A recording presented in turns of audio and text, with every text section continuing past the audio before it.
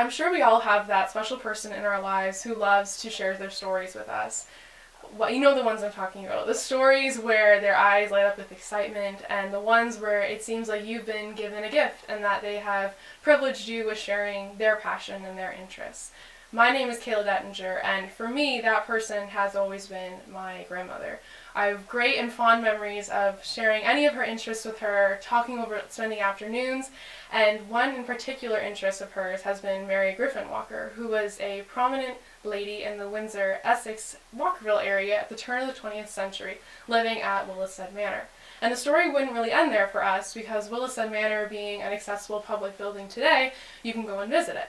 And starting at a young age, I would volunteer there with my grandmother, and I became very acquainted with all the back staircases and the little hidden nooks and crannies of the house in a way that the public didn't really have that relation to the house.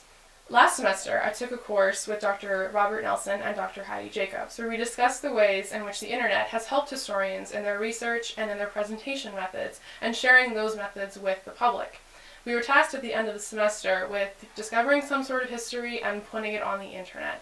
And this is where my grandmother's passion and my passion of history kind of merged. And with her help as a resource, and also that of the Willisted Manor Archive, I was able to create an accessible digital archive relating specifically to Mary Walker's life.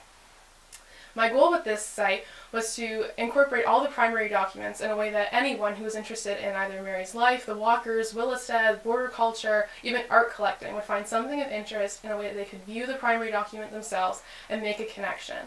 My goal was to create and reconstruct a chronology of Mary's life in a way that had kind of been neglected previously with the death of her husband, and also to interject her voice back into the narrative of her life, where in situations in her life that she encountered that were either scandalous or even slanderous, she was forced to remain silent. So my goal, and hopefully something that you'll also discover, is that by searching around in this archive, you'll be able to make a connection with either the stories that your grandparents once shared with you, or maybe something that you've even heard about Willisted growing up. And so my goal is to preserve local history in a way that will make sure that we have our own stories to share with our grandchildren one day.